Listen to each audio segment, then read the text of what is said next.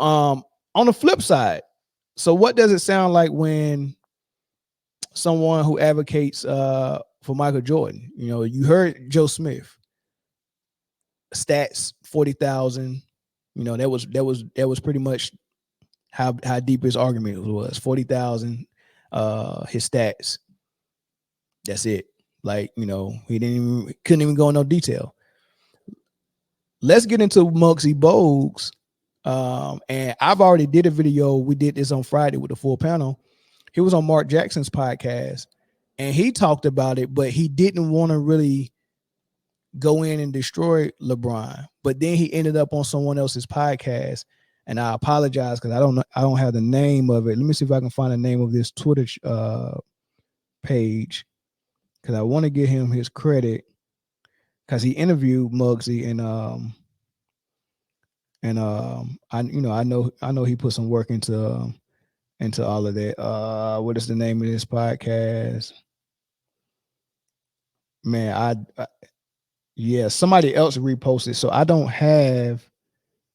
Yeah, so I apologize to the guy who I'm using this soundbite for, because someone reposted this on Twitter, and I don't know who the owner of that podcast is. So, but if I find it, I'll put that link in the description. But this is Muggsy Bogues talking to him about the GOAT, which Muggsy Bogues said he don't think is a GOAT at all. He thinks it's disrespectful, but he had to, after he had that conversation with Mark Jackson, people was asking him about it, and he had to kind of like go into detail a little bit. But even though he don't think there's a such thing as a GOAT, but he was saying like the best player I ever seen is Michael Jordan, and this is why. But this is how he explained it. But we just talking between the lines, just between the lines, not the impact, just between the lines, just the skill set of a basketball player. There was no other than MJ. There was no other than MJ. And Kobe was the second coming of that. And him being able to, be that 2.0 version of MJ, and being able to, have that mindset that MJ had, a killer instinct, that's what kind of separated him from a lot of guys. But LeBron is definitely one of the greatest players that ever played this game, longevity wise as well, statistic wise as well. But again, skill set, I always give it to MJ. And championships too. Well, yeah, championships, but that's all accolades. But I'm just talking about as a basketball player, between the lines, who you we afraid to face up against. And we all know MJ is coming at you. He's a killer. I mean, LeBron, he scored a different way how he attacked, but it's nothing the way MJ played it. All right, so I think I seen somebody in the comment section say the name of that podcast is called MVP. I don't know if that's sure. Howard Hollis said that MVP. So I don't know if that's on YouTube or just on just on another platform. But yeah, I double check and make sure if that's what it is, and then I give him his proper due in the description box. Yeah, so you hear Muggsy talking about it, and he wanted to take it to the basketball sense. So everything is, it's a superficial level where it's just on the surface, where it's just very easy. Oh man, stats, right? Like that don't go into no detail. They don't go below the surface at all. What most Jordan guys want to do is let's talk about the basketball game. You got some people. All right. So it's like so many people that's part of the basketball community. They got different perspectives. You got journalists, Stephen A. Smith, Christian Broussard, and all this stuff. When they start talking about this GOAT debate, they go into storylines, because by nature and by their craft, they are into stories. They are into creating stories, talking about stories, making these athletes be like mythical creatures. Like, people in the Bible might talk about, King Solomon was the smartest man to ever live. And then you might hear people say, oh man, another tall tale, Paul Bunyan, strongest man to ever live. LeBron James, the highest IQ that ever played basketball. Steph Curry, the greatest shooter that ever shot the ball. And they start talking about things like that. And no one's ever talking about basketball. They're just throwing these little stories out there, like these little narratives, right? That's how journalists do it. And journalists became part of the debate shows in the early 2000s, mid 2000s. I say early 2000s. The debate shows got really popular, and you got Stephen A. Smith, Skip Bayless. These are journalists. They got these jobs to come on TV and debate, and they debated everything from a journalist perspective. The way you would write a story, the way you would write a tall tale. Oh, he choked and blah, all of these things. And then it kind of, the new fans that came to the NBA in the early 2000s, they learned how to consume basketball. They learned how to ascertain what they were seeing based on what they were hearing on ESPN from these journalists that was debating the sport. So there's a section of this new era who learned from Stephen A. Smith about the NBA. So when you talk to them and you say things like, who's a better player, Steph or KD? And then the first thing they start saying is, oh man, KD can't do this without Steph. And Steph won without him, and he the one who came and joined Steph. These are stories. These are narratives. These are storylines. That's not how you judge a basketball player. Go back to my example of a scout. If I told my scout to go find me a point guard for my program, and he's telling me, I don't even need to fly down there and watch them play. Let me tell you this storyline. This guy, he's come from a single parent home, and he overcame all odds, and no one else had this much pressure on them, and he overcame all that pressure. I don't care about none of that. Go watch this dude play and tell me what he can do on the court and what he can't do on the court. What is his strengths? What is his weaknesses? I need to know that. I don't care about a storyline, right? People who think like that are called basketball purists. We have more basketball purists that agree that Michael Jordan is the best player we ever seen, and also agree that he's the GOAT. Then you have the people who think like journalists from a storyline perspective, and they would tell you, oh, nobody had as much pressure as LeBron coming in as a rookie, and LeBron overcame all the odds, and LeBron's teammates didn't even like him, and he overcame that. And LeBron came from a single parent home, and LeBron is a great father and a great husband, never had any scandals, and LeBron got the greatest IQ that we've ever seen, and LeBron carried bombs to the finals. No one has ever done that. And it's all these stories, it's all these narratives. You sit there and not talk about the basketball game at all. You talk about just narratives. That's the way a journalist think about it. And then you got these people that came to the sport of basketball who know nothing about basketball, right?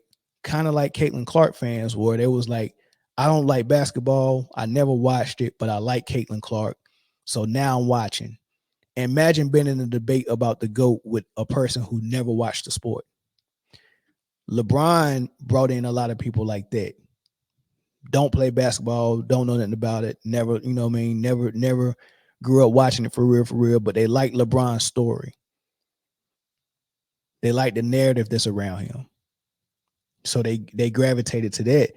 And these are the people who only can discuss basketball based on what they can Google.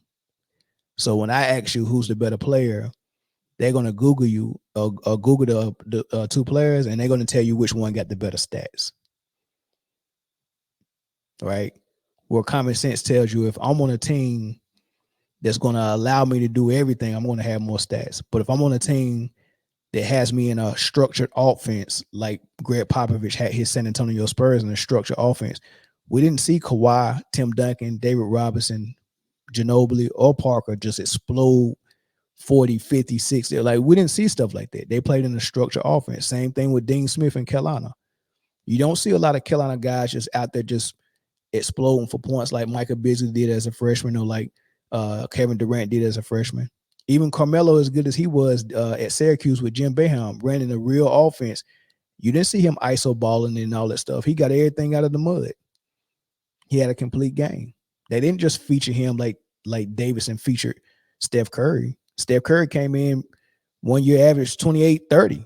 Caitlin Clark averaged 30. But who else was going to shoot the ball? Right. So you playing on the team to saying, hey, look, do everything. I want you to be the point guard. I want you to get all the assists, and I want you to take all the shots. And that's going to equal more stats. But if you're playing for Gino Auriemma, they got other 5-star recruits, and they're saying this is the offense I run, and you will fit in this offense. And no, we would not be featuring you where you get 30 shots a game. No, obviously that player is not going to have as much stats as a Steph Curry or Caitlin Clark or Michael Beasley or Kevin Durant. Right? There was one of one on that team. The only All-American there, the only person close enough to that. But if you're playing in a team that got you in the structure, it's different. So you can't just Google stats and then say, oh, this player is better because he got more stats or she got more stats. That don't even make sense. So those are the three type of people that's around the sport. People who think like journalists, people who just Google stats because they don't know enough basketball. Like they can't watch a game and then say, okay, this is what I saw. This is how they stopped that player. This is what they did. Oh, this is how that was successful. But they can't break all that down because they didn't go to school of basketball growing up.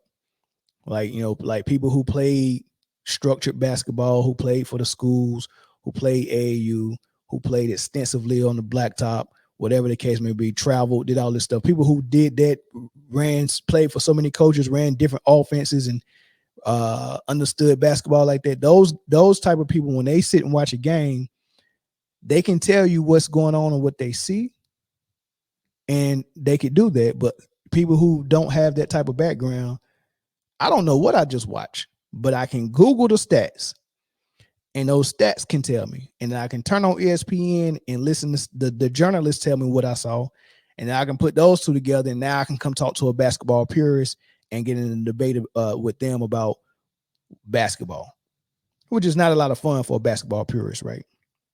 Right. So I kind of wanted to make, differentiate that, between, how LeBron guys think versus how Kobe or Mike guy think.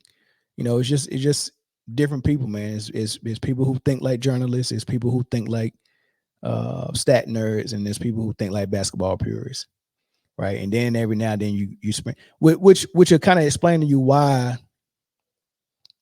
as far as athletes that's on TV, most of the football players lean toward LeBron, You know what I mean? The Shannon Sharp, those football players who, I don't know nothing about no basketball. I'm gonna go toward LeBron. They lean toward LeBron, and it's always a story. And I want you to just keep that in mind. Every time you hear someone speaking for LeBron, and for the GOAT conversation, listen, it's always a story they got to tell. It's always a narrative, or it's always a stat. They can't never break down basketball and tell you why he's the best, right? Because in my opinion, before we talk about who the GOAT is, I need to know who the best player is, because that weighs heavy on who the greatest of all time is. Like the greatest of all time can't be a lesser player than someone. Like that person has to be the best player we've seen first and foremost. So if we was to have the conversation, let's say let's grab all the guys who want to, have this conversation or this debate and put us all in one room. Like, okay, we're gonna have this conversation. Let's narrow it down to 10 guys. Let's narrow it down to 10. Who do you think the greatest is? Who do you think who's the best basketball player you ever watched with your own two eyes? And, old heads, Kareem, Wilt, Russell, Jerry West, those names to throw out for the old heads. And then you got some younger guys in my way, but like Bird, Magic. Okay, cool. And then you got some more guys, Jordan. All right, cool. Then you got some other guys, Kobe, LeBron. All right, so we throw all those names in. All right, cool. Who's the best player out of all of them? Because when you look at all the circumstances, like if we want to go stats, think about how many circumstances go into contributing to your stats. Play style, coaching, teammates, era you played in, lack of defense or defense, physical defense. All those things kind of go into it. But the only thing that only has one thing that really go into it is how good you are as a basketball player and how complete you are as a basketball player. That ain't got nothing to do with my teammate. It could have something to do with my journey, like, as far as coaching goes. Like, Michael Jordan played for Dean Smith. That helped him develop some things a lot because Dean Smith wasn't going to let him just dominate the ball. And he had to learn how to play off ball. He had to learn how to play with another star better than him, like James Worthy at the time.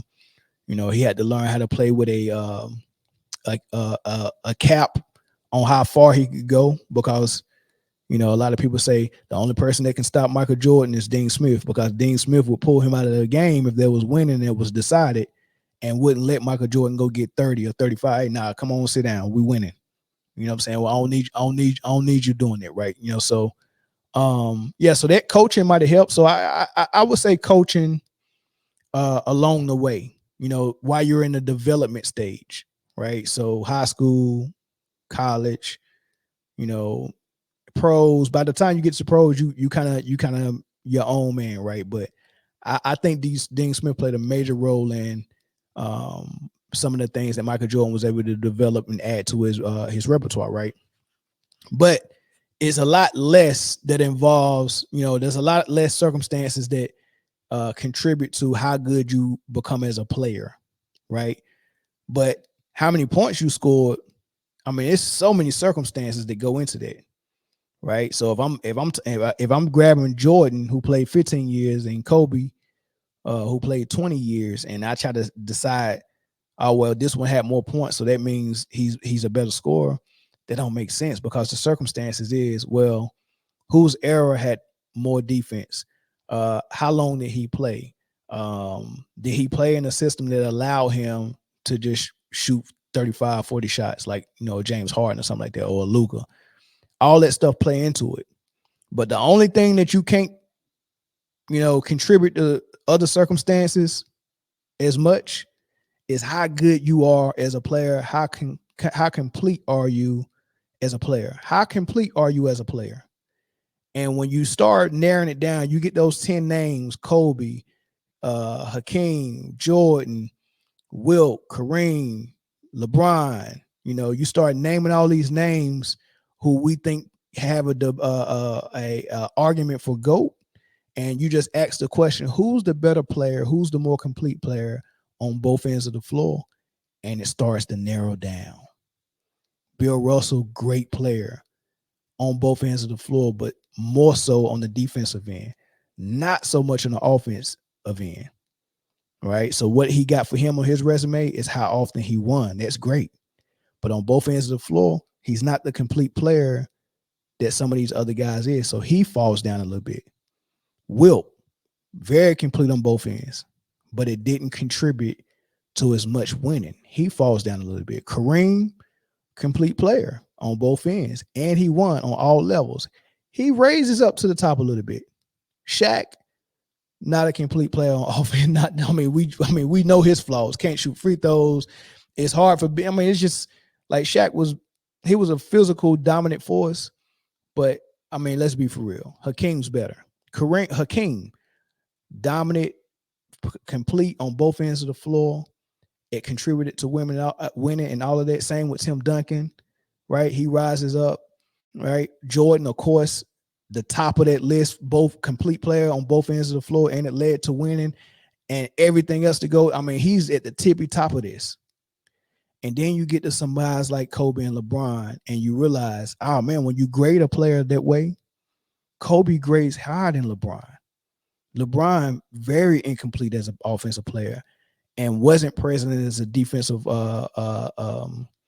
lockdown guy for years. He was early in Cleveland, a little bit in Miami, and then he just stopped playing defense.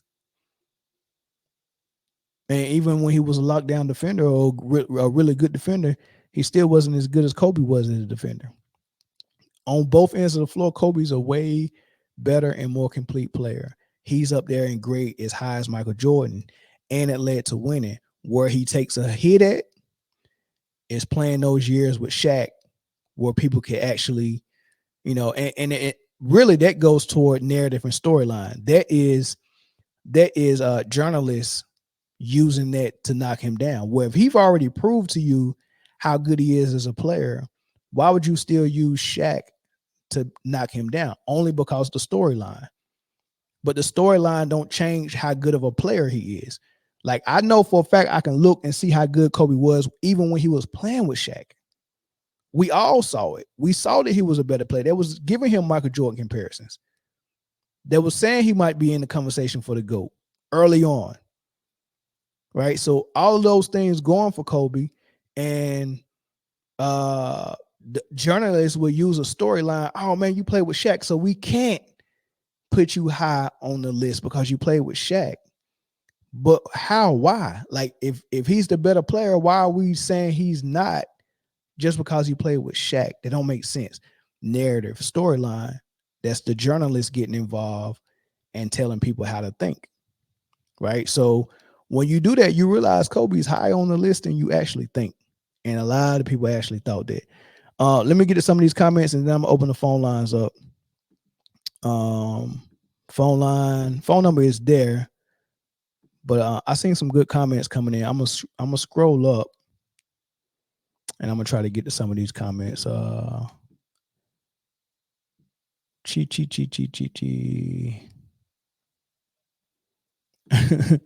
saw KD make Latrash fake a broken hand injury. We call them casuals. You know what? The casuals is actually the ones who. Because listen,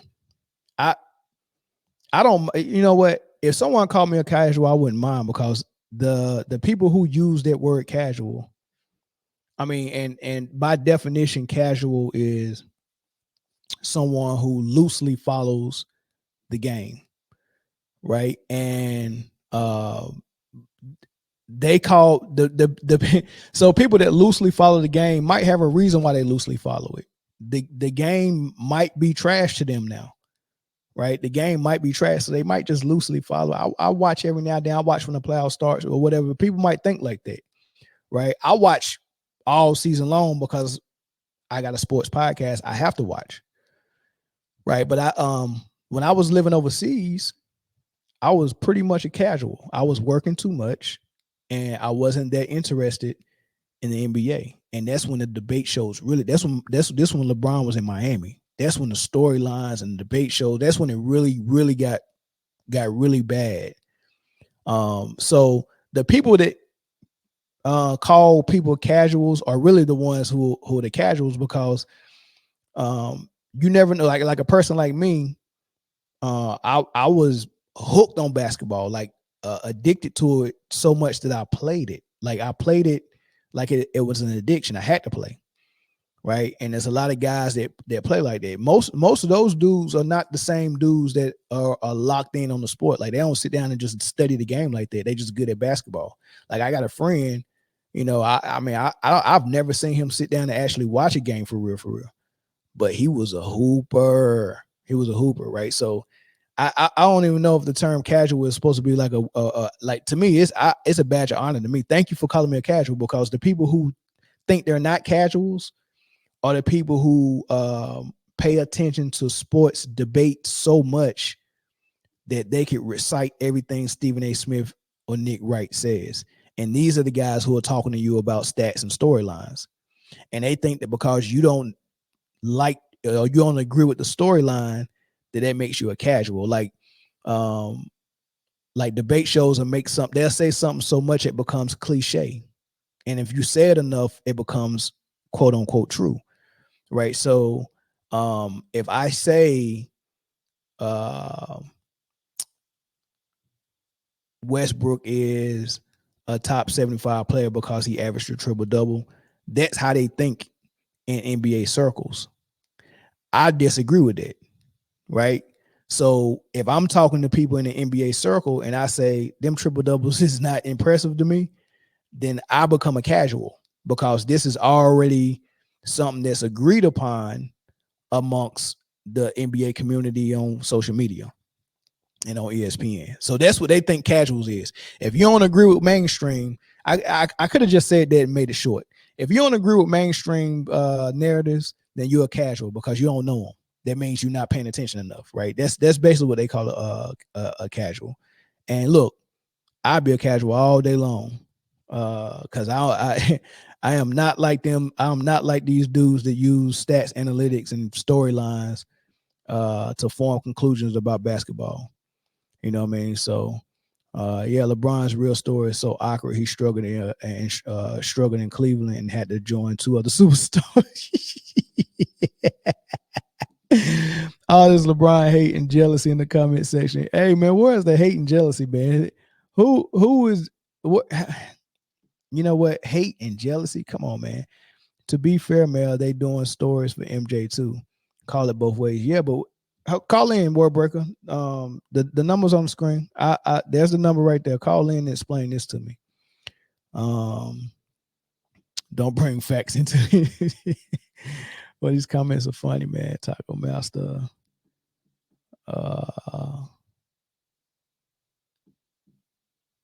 LeBron is a complete brick. Is DC Slim ever coming back? I thought you guys talked it out.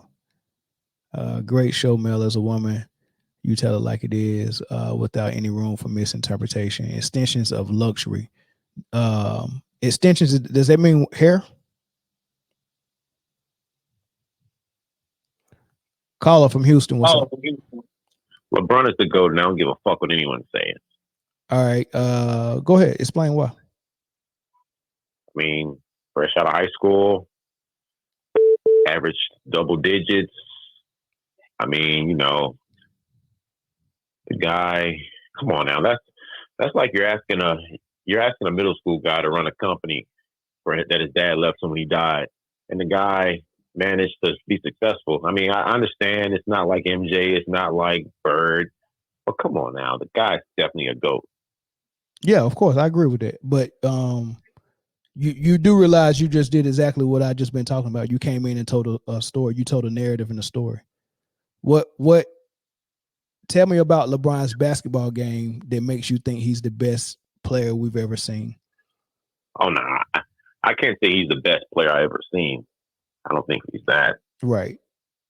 And that's what I'm saying. Like, we don't think he's the best player we've ever seen, if we're being honest. But we think he's the GOAT. Like, don't you think the GOAT needs to be the best? The GOAT being the best. To be the GOAT, that means of all time. So are you saying that Michael Jordan is the best that we'll ever see in millions and millions of years? Like come on now, Mel. Come on. Yeah, I'm of the belief that if you go beyond Michael Jordan to the 70s and 60s, the NBA was still developing in its, developmental stage, right? So obviously we not go see the best in their era, right? Because it was still developing. But I think toward the 80s, it started to get an identity, and the 90s was the golden era of basketball. That's the peak, and that's probably the best we ever see NBA basketball. So the 90s to the early 2000s was the best, the era that we'll ever see of basketball, because a couple of things existed then. Great players, great teams, great basketball, great marketing. Not too much marketing, because the way we're marketing now, because we've seen what marketing could do financially, it's become more about marketing than it is about actual basketball, and it's become more about entertainment than it is about actual basketball. So we got a bastardized version of basketball now in this era, and we're not going to ever go back to how basketball was in the 90s. So we're never have an environment that'll produce a player as good as Michael Jordan. I understand. The thing I think about LeBron, I think LeBron didn't work as hard as MJ. MJ was not much more of a better player than LeBron was in high school. I think MJ just stayed in the gym and worked much more harder than LeBron, and that kind of like propelled him to, be more greater than guys who were drinking and smoking and gambling. I think MJ was more of a, how guys are in school and they make good grades, so they study more. And I'm not trying to knock MJ, but you know how guys, they study more, they get a tutor. When guys are partying, they're in the book studying. I think MJ was a student of the game, and that propelled him to a far much greater level. Because again, MJ got cut, and he probably wasn't the greatest guy coming out of high school. LeBron was great. I think that LeBron didn't excel as studying the game and like becoming a master at certain parts of his game, and that's where he failed at. But I do think that the guy is definitely a great. Is he the greatest? Hell no. Michael Jordan. Hold on. Who you don't think Michael Jordan's the greatest? I don't think LeBron is the greatest, but as far as LeBron, as far as Michael, would you say Michael is more of a guy who worked hard, or you think he was born that type of incredible player? Do you think his hard work got him to that level, or do you think he was just raw talent that can go out and bust ass in 5th grade, 6th grade, 9th grade, college, high school, college, whatever, in the NBA? Do you think it was a situation where he went in the gym and practiced 30,000 shots a day, or do you think he was born with a gift of putting the ball in the basket? What do you think? I think it was all of that. Because obviously he was born with great athletic ability, right? Okay. Right. So he probably was in the top 5 to 1 percentile athletically. He was gifted as an athlete, right? LeBron probably in the top 1 percentile as well as an athlete, right? So here's the difference. It's very hard if I'm top 1 percentile as an athlete, I'm probably going to be able to score on everybody all the way till I get to the NBA very easily. Like, because you're not going to find another 1 percentile athlete that often, right? So in high school, it's very easy, right? Going straight to the pros out of college, it's still not a lot of one. LeBron still was the best athlete on the floor as a high school 18, 19-year-old in the pros with grown men. So it's very hard to have someone that athletically gifted who I can run past you and dunk, jump higher than you, run faster than you, and I'm stronger than you. That's how I can get my points. It's very hard to tell that guy to go put up 1,000 shots a day during the summertime, right? But the difference between LeBron is Michael Jordan actually did that. He was the 1 percentile athlete who actually went in and still worked like he was Steve Kerr. Like, in order for Steve Kerr to get to the league, I got to work hard on my shot. I got to lift because I'm going to be, I'm weakening everybody. Michael Jordan worked, and Kobe Bryant as well. They worked as if they was their worst athlete on the floor. I was just going to ask you, do you feel like when it comes to being the GOAT, you don't rest on your laurels ever? Do you think, it's a dumbass question, but you feel like Jordan never rested on his laurels, not one fucking season? No, I don't think he did. I don't think he did either, man. And it's kind of hard to put him at the GOAT, but I definitely see why people can say that a man at that stature, that peak of the game, was always trying to look for ways to get better, always looking for. I'm not trying to like ride him like that, but it even shows with the baseball stuff. The guy was. I heard people say the guy was in a dugout up early in the morning, just putting that work, trying to be better. And I do feel like when you see a guy out there that's trying to be the best shooter in the Army, the best swimmer in the Olympics, the best mechanic in the shop, he's up early at 4 a.m. where everybody's sleeping shit, and he's trying his best to get better at the game. You gotta respect it, and I definitely respect him. I'm not saying LeBron doesn't put the work in. But I feel like if you're cutting 1,000 heads a day to get better at barbering, when it comes to like showcasing that talent, it's evident that you put the work in. I feel like if LeBron is still doing certain things on the court that are like bloopers or losing the ball, which is understandable, but missing free throws, like, come on, brother, something about that. But I still feel like the guy is great. I hate comparing him to the Jordan. Hate it. I love your show. I know you. I feel like you hold Jordan as the standard, and that's a tough one, man, because it's like no one can. I hold Jordan as the standard for wing players about as far as like who's played the game to the closest to perfection as possible on both ends of the floor, and then for post players, I hold Hakeem Olajuwon as the standard. So Jordan and Hakeem are the standards for me on both ends of the floor for basketball players. So yeah, I'm great, and so I find a higher standard that grades higher than those guys. Yeah, then that's how I'm gonna grade everybody.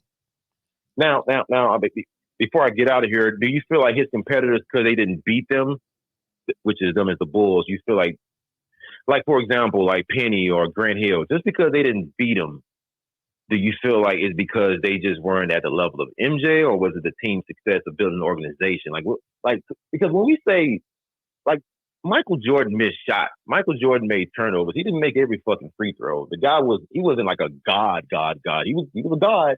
He was a great, but it wasn't like the guy was just like this person who never fucking like fell on the ground, never got a foul. Like he had his flaws as well. Mm-hmm. But do you feel like it was just bad timing where guys just couldn't beat him in a pickup game with a 7-game series, or was it like a mental thing? Like, he got a lot of edges, man. Do you feel like it was a mixture of the mental intimidation mixed with the athletic and the hard work, or was it more of a, because the guy got Nike, he got the NBA behind his back, he got, a championship in North Carolina, like what the fuck was it really that you think it was?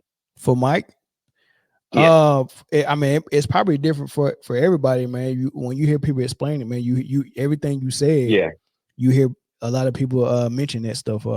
But for me, I can only speak for myself. For me, okay, it's just that he was the best player I ever seen, right? And when I grade him on a basketball standard, like what I think basketball players should have in their repertoire, he graded as high as I've ever seen, and Kobe grades just as high, probably a little bit lower than Mike.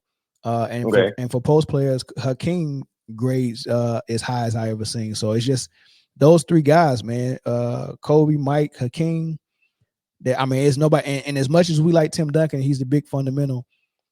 He don't grade as high as Hakeem, because Hakeem also had the athleticism that Tim Duncan didn't have. Like, Hakeem had everything: shooting, touch, ball handling, pause, no diddy, post play, perimeter play, defense, rim protection, moving on defense on the perimeter, speed, jumping ability. He was smart, high IQ, and determined, and had the killer instinct like Jordan. Like, Hakeem had it all, bro.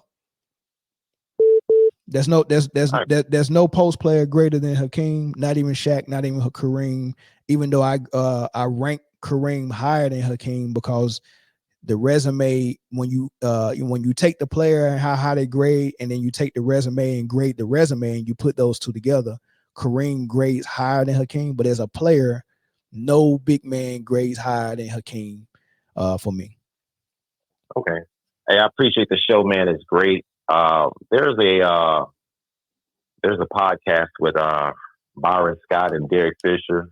Just give me a little game. I'm pretty sure you're always looking at things and content. Hey, there's some good gems in there about Kobe, and as far as how Derek Fisher, because they both came in '96. I didn't even know that just yesterday, but he had a lot of different insights on how Kobe was, and how he was going through things, and how the second team would beat the first team, and when Shaq got to put out the game for pickups, they would crush them and stuff like that. There's a lot of great gems in there, man. That would definitely support a lot of the different things that you speak on in regards to Kobe, man. But a great show. LeBron would never be as great as Michael. That's clear as day. But I think the guy. Even you said it earlier. You said LeBron is a GOAT. He's one of the GOATs, I guess. Whatever. And I agree. The guy's great. The guy has his flaws. But come on, man. When we were in high school, come on, guys were going to the Army. Guys were going to their first semester in college. This guy jumped in the fucking league, Mel. Come on now. Yeah, that's cold-blooded. That's why I got him ranked top 10 easily. Yeah, come on now. Yeah, he top 10 easily. Yeah, he one of them ones for sure. All right, appreciate it, man. Great show, man. Everybody like the channel, share and subscribe, and it's a great channel, man. I love it. All right, big dog. I appreciate the call. Yes, sir. Yeah.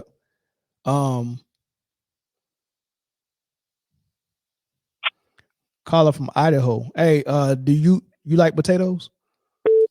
That's a pretty good question, isn't it? What's good? You got me all right? Can you hear me fine? Yeah, I can hear you. What's your thoughts? Hey, this is TA with I've been following your channel for a minute. What's good, brother? How you doing? Hey, not much. We had a little slight back and forth about the Caitlin Clark stuff, man. Now we friends again now? Oh, you thought we weren't friends because of that? No, I ain't think that. That's called friendly debate. Friendly debate. I didn't make it personal, and you didn't either. That's what it becomes. Of course, it's always respect, brother. Always respect. Well, and I don't follow WNBA enough. Yeah. I've been following it a lot this year because of just got more exciting. Yeah, it did for sure. But what's your thoughts on this topic, though? Hold on, am I echoing? Let me get rid of that. No, you good. You good. Okay. No, the first thing I wanted to say is just in regards to that last caller. Actually, is that sometimes I feel bad almost that LeBron fans think that those of us that choose Jordan don't like LeBron or we think he's a terrible player. I mean, maybe it comes across that way sometimes because the way we react when we defend ourselves or give our opinion on it. Yeah. But I think most of us that know basketball, and especially yourself, where you're a basketball channel and you're very versed in basketball, especially the NBA, like we know LeBron's one of the best to ever lace it up. Like we know that. We don't need the stats. That's what LeBron's fans will usually point to. We don't need that. We've seen what he's done, and we know that he's one of the best. We do. It's just we don't quite think he stacks up to Jordan, for a lot of reasons. But number one, I just wanted to point that out because I've caught myself even at the local pub before talking sports with somebody, and you could tell they're that kind of person that just right away, oh, LeBron's the best, by far the best. He doesn't have any reason. So then you find yourself saying, LeBron sucks. And then you catch yourself and you're like, no, I don't mean that. He doesn't suck. He's amazing. It's just we don't believe he's Jordan, right? Correct. We just don't. That's just, we have a lot of reasons. But what I actually wanted to ask you, though, just because I wanted your opinion on this, is so I'm kind of like Muggsy Bogues. I think Jordan's the best ever, but I've always said we'll never truly know because they can't play each other.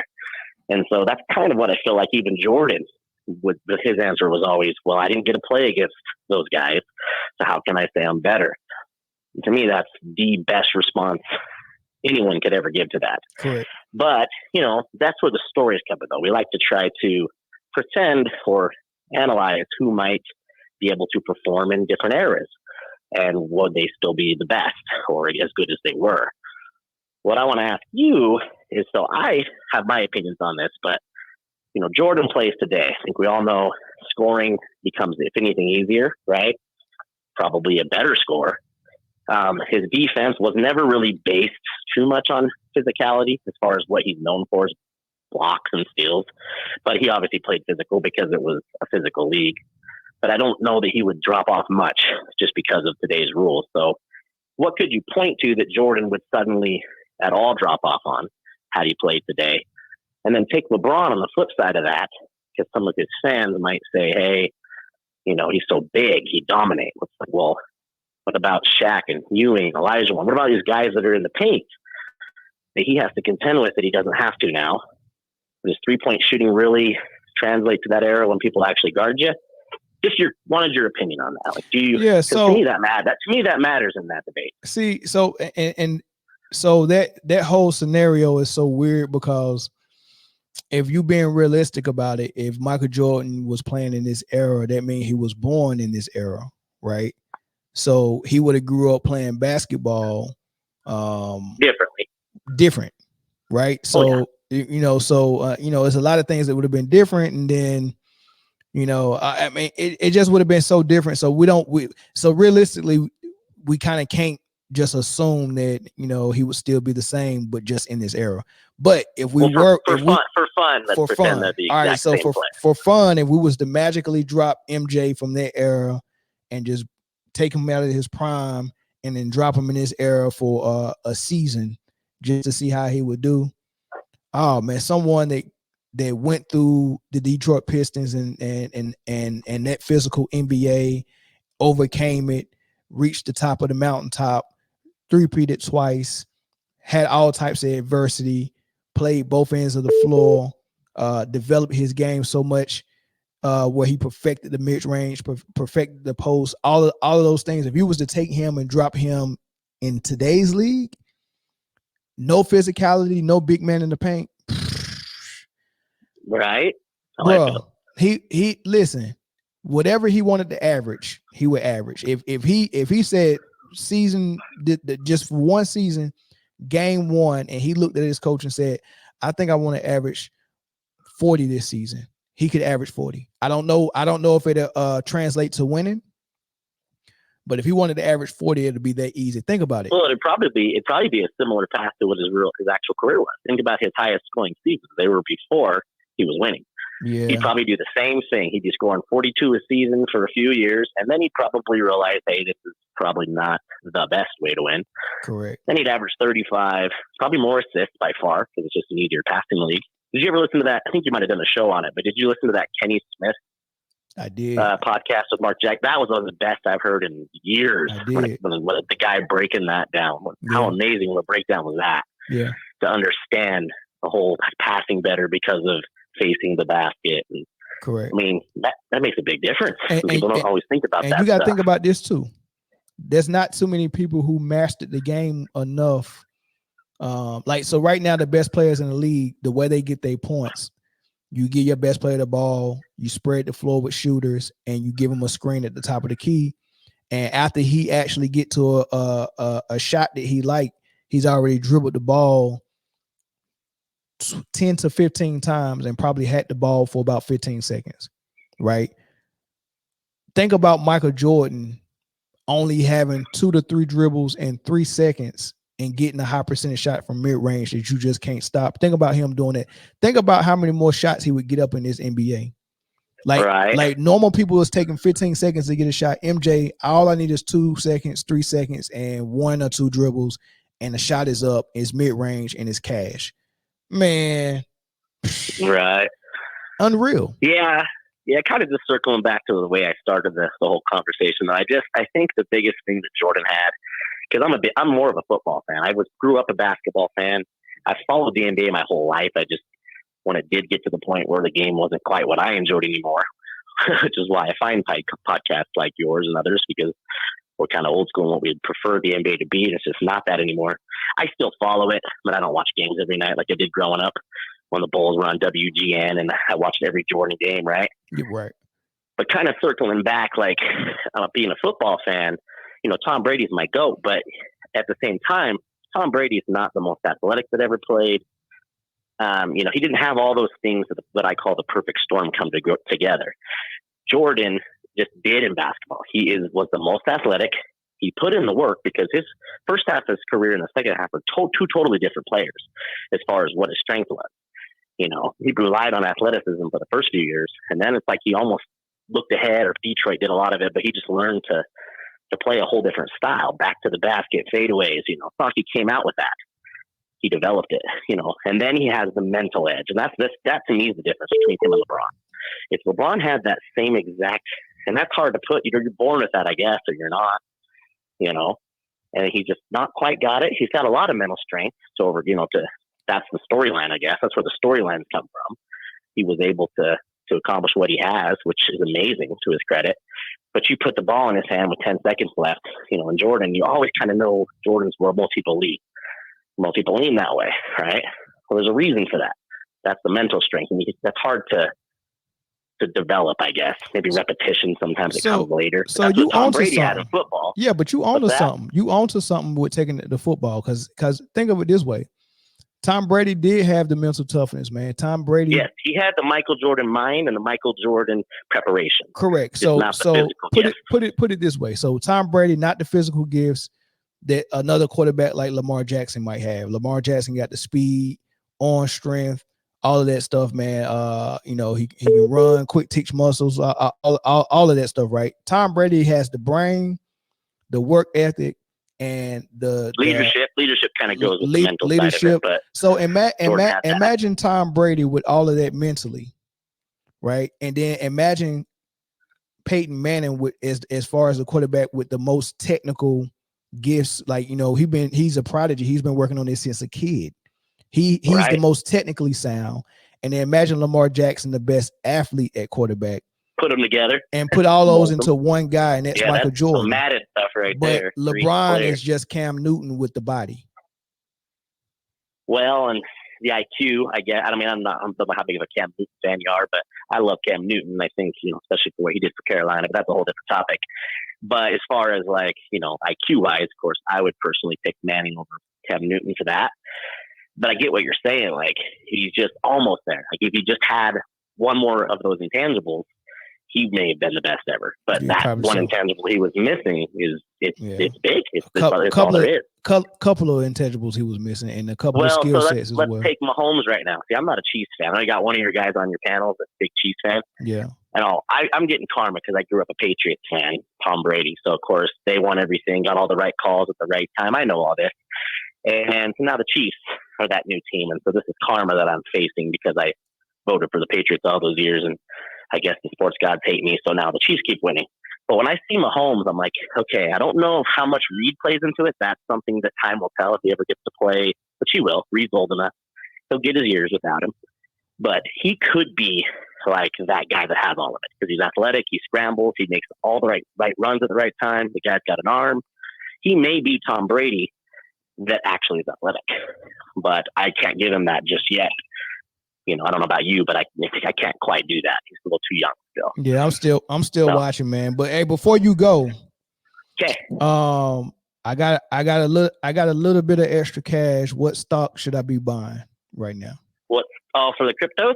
Yeah. Yeah. So actually, now, in my opinion, now's kind of the time to be doing that. But I'm more by the safe stuff. I still think something as simple as like Doge or Shiba. I know that sounds like a mean and easy answer, but I don't like turning people on to these low. Well, first off, you probably can only. What do you have? Coinbase? Is that what you buy on? No, I'm using some other stuff, some other things. I was going to say, because I use some of these exchanges that aren't even allowed in the United States, where obviously we're both from. Yeah. And so I use VPNs and I use, I got myself an ID from a country called Palau, which it is legal to do that. I'm technically a resident of Palau, or Palau, I think it's Palau. But I'm able to submit that to these exchanges that require KYC. So, I mean, I buy a lot of coins that, most people wouldn't be able to buy. Yeah. And so I think those may have more upside. If you just ask me to hop on Coinbase, for example, and buy a coin or a couple, I just go with those. I think they'll still be really good. Doge, people still. Where's Doge at now? Hey, is Elon still tweeting stuff out to manipulate Dogecoin? Not yet, but he probably will when the time's right. That's what we call it in the crypto world. We call that once retail enters. Retail is like your fancy. That's your casual word for sports that are casual. They loosely follow. Yeah. In crypto, we call those retail. They're the dumb money, I guess, is the rude way of saying it. They're the ones that only show up when everything's up 200% and they're hearing about it on the news. So then they suddenly show up and everything goes up 10 times more than it was. I had Doge a while ago, and every time Elon would tweet, he would tweet last bull run. Right. He'll just tweet the picture of the dog, or he'll tweet what's their catchphrase? Is it to the moon? I don't know, something like that. Yeah. He would tweet that, and every time he tweeted it, everybody would just dump money in it, and I would just see it would rise. There was actually guys that I knew that I hadn't quite learned how to use it yet. There was guys that would use automated buying bots, where they were set up to follow Elon's tweets. And as soon as Elon tweeted, they'd have a bot set up that would automatically buy and then sell X amount and then delay it. Because a lot of times they'd pump and dump, because that's just how that works when someone tweets. Yeah. The dumb money buys, the smart money quickly sells that bought it before the tweet or whatever, right? So, yeah, there was guys that I knew that would literally just have a bot set up and, Elon just tweeted. I'm up 23% in the last 10 minutes. So that's no, I'll send you a separate message on a few other coins. Especially, I got to find out what exchanges you have. So okay, all right. There's probably some better options. But thank you for taking your time, man. I appreciate it. I love your show. All right, brother. Thank you. You have a good night. All right. Yep. All right, let's get one more phone call on this before we go to Tim Legler, man. One more call. That was a good call. I appreciate that. Caller from Chicago. What's up? Hey, my number's saved from Chicago, but I'm actually from Maryland. I was stationed in Chicago, and I ain't seen no reason to change my number since I got out the fort. Yeah, I figured you wasn't in Chicago presently, because I didn't hear any gunshots in the background. But it's funny because my homie, a cop out there, he working right now. He just showed us some stuff, so it's high. Stay high out in Chicago. Yeah. What's your thoughts though?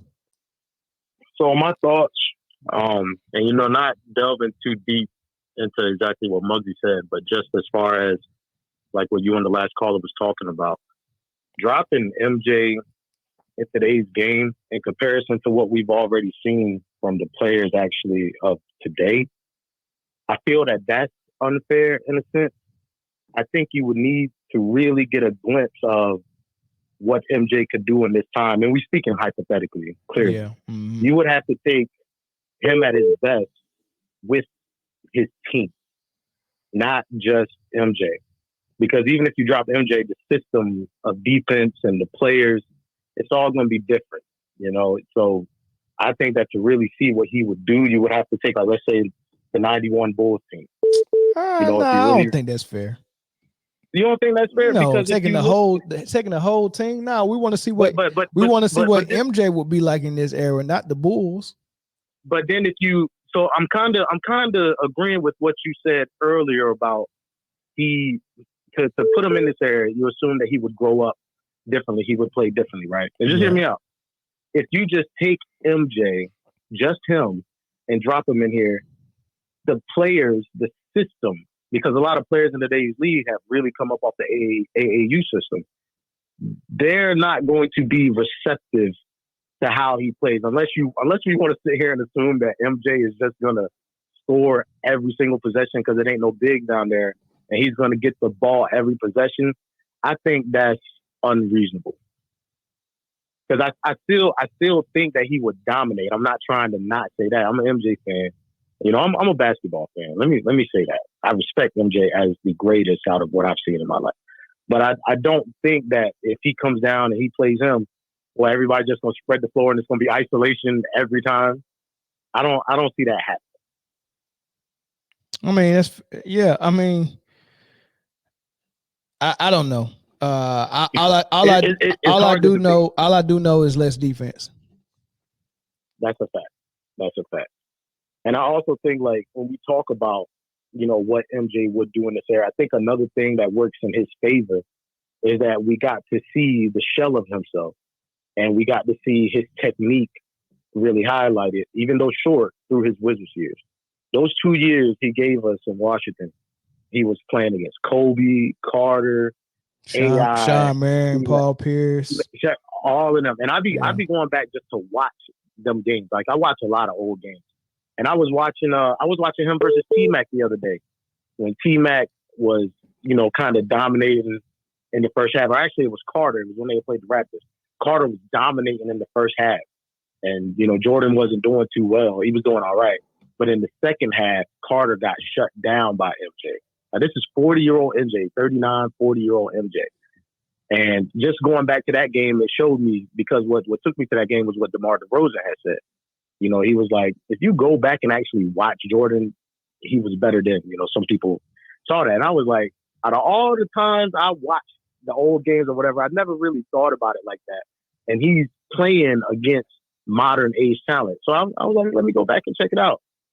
And then I went to him playing T-Mac when they were averaging both about, like, it had came up in the game that I watched, like 23 and a half points, like 6 boards or something like that. That was just at one point in the season, not for the whole season.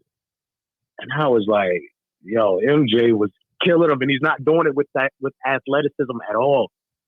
Defending, you watch him defending, you watch how he gambles when he goes for pokes and steals. You just watch how, like what DeMar was saying, you watch how he played, how he mastered it, how he kind of got the game slowed down, you know, literally living and dying by that jump shot. He's living and dying by that jump shot. And it's just, man, he really was great as a shell of himself. If you add athleticism to that and you put him in today's league, or even had put him in back then in that 2000s league, like, bro. Yeah. It's like he would have been killing. He would have been up there with the best of the best. So, of course, anybody he that would ever say, and whatever was in his heart, in his chest, whatever the talent level was, he was going to figure out a way to go above and beyond that. So whatever they was doing to stay on top, he was going to do 10 times more. So imagine MJ in this era being even better than what someone like Kevin Durant is. Like he just would have been. I mean, it would have been unreal, man. I don't even want to imagine it. It's like a pit bull fighting a chihuahua, man. Like, you know, so. But I think that's the intangibles that make a difference, though, when you think about it. Like, I don't know if you ever watched Kobe's interview with was it Lowe's or Lewis Lowe's or whatever? It was like a 2-hour-long interview. And Kobe was talking about inspiration. And, he was like, part of inspiration is to inspire the next generation or whatever, right? Right. But even going deeper into that, one thing about Kobe is he was talking about how when he was like 11, 12, he played basketball against, in one of them leagues or whatever, and he didn't score no points. But his dad had told him, I love you if you score 0, I love you if you score 60. Right. And Kobe said that after his dad told him that, he could play with all the confidence in the world to fail. But that helped him because now he knows, shit, if I fail, I still got love. But my point is, the intangibles of mindset really steer how you play that game, how you play basketball. And I feel like Kobe and Jordan, they had a very similar mindset of, yeah, call me a ball hog, call me selfish, blame my arrogance. But this is what I know I can do. I'm going to do it. And when you compare that to, like, let's say a guy like LeBron, I don't really know his situation. I don't know him personally. Clearly, we don't know personally. But I don't know if his dad was in his life. I don't think he was. But I think little intangibles like that played a part in how his career ended up. Because we look at the LeBron today, we think, man, this guy don't take accountability. He says things that just like, why are you not humble? And, we think that he's manipulates the media. Like, we think certain things, but it's probably because of the intangibles that affect how he plays on the court. Of course. And I think, you know what I mean? Yeah. And I think that when you look at like Kobe, the talents of Jordan, I mean, hell, look at a guy like D Wade at one point. Like, you look at these guys and you like, they played with a certain, like, I don't care, I'm going to get it type of mentality. LeBron, he can play like that. And we've seen moments and highlights where he has. But in too many opportunities to seal the deal or even to not get swept, I feel like he doesn't rise to that occasion, even though he could have. You know what I mean? Yeah, that's and then, I'm not going to talk your ear off, but I think I'll end, because I know you got a show you're doing. And I love the show, respect it. I never get to call in, bro. This is my first time calling in. Oh, for real? I'm SP Cropper, man. I be in the comment section lighting it up when I get a chance. But, yeah, I appreciate that, dude. Yeah, well, by the time you got through. Yeah, about time. Yeah. But yeah, I'm gonna just say that if you're gonna be the greatest of the great with the scoring abilities of, like taking away the big men that we consider great, if you're gonna be the greatest of the great with scoring abilities like MJ, Kobe, and LeBron, if you airball free throws, and there's a compilation of you airballing free throws, you can't be the GOAT. You can't be the GOAT when you flop the way you have.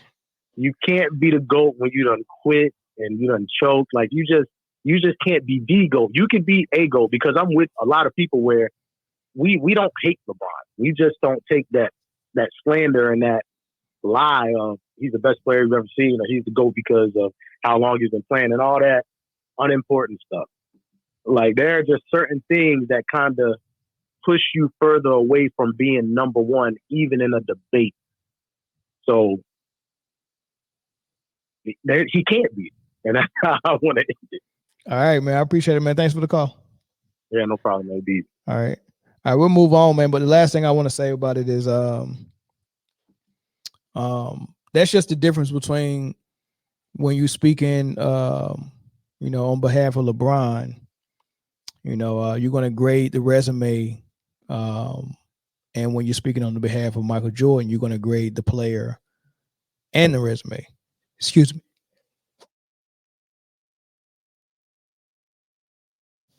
Yeah, you're going to grade the player and the resume when you're speaking for Michael Jordan. So and I mean, it basically boils down to how good can I make you look on paper, right? How good can I make you look on the resume versus how good you actually are as a player, right? So with LeBron on paper, how good can I make you look? Oh man, you got this record, you got this stat, you average this, all of these things, right? Let's make that look good. You play with your son, you won with 3 different teams, you won in Cleveland for the first time, you came back from 3-1 against Golden State, you beat the best team in history. Like, on paper, that's great. But when you grade the player, the better player is Michael Jordan, and he won more. And he won more in less time. Right? And he did it on both ends of the floor. Right? It's clearly the better player is Michael Jordan. But you know, if I want to play forever to make sure that I have the best stats and the best career on paper, then that's what he's going to go for. So how good you make me look on paper and how good you actually are as a player is totally two different things. Let me take this last phone call because it's a member. It's Greg Anderson. So well, Greg, call back, Greg. I'm gonna get you in before I move. All right, there we go. All right, Greg. All right, Greg. What's up? Hey, what's going on, man? Let me just say this, man. You know how I know Mike is the GOAT? It's for two reasons. You proved it today, man. You didn't turn that Jehovah Witness, that Jehovah LeBron James Witness into you done brought him. You done showed him the light. He got on the phone talking about LeBron the GOAT. By the time he got off, he was like, "Well, he got this flaw. He got this flaw." But no. But tell you the truth, I know Mike is the GOAT because of this. His kids ain't shit.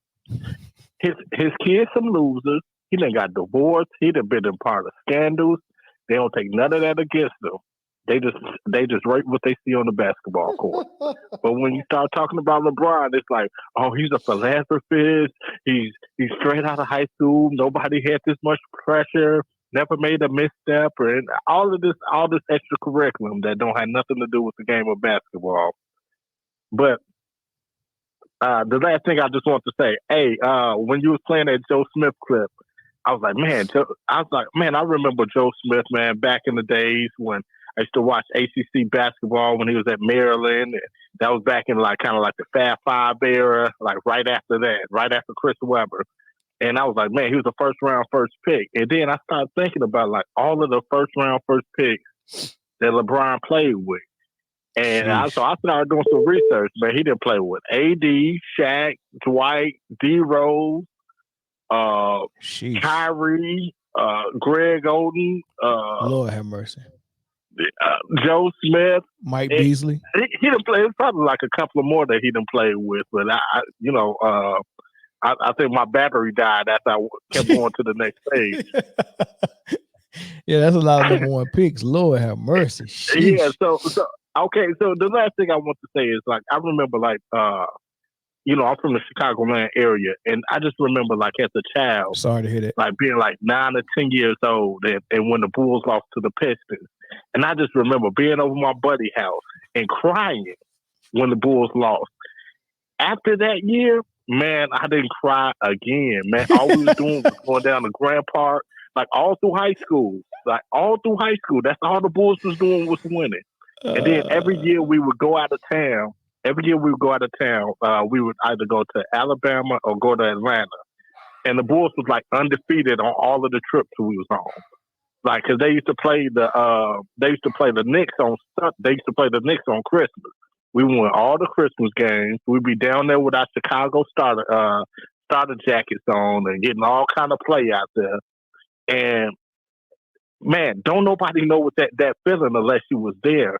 Because I remember the Bulls being down by 5 points, and you just know that, man, if they can keep it to within a one possession game, the Bulls gonna find a way to win. LeBron don't give you that feeling. The only other player that gave me that feeling was Kobe. Sheesh. LeBron ain't got it. Sheesh. All right, I'm gone, man. I'm listening. All right, bro, man. That's a bar. Appreciate it. Yeah. Man, LeBron don't give you that feeling, man. It's a different. I mean, I guess it got too much baking soda in it. It ain't pure. I guess.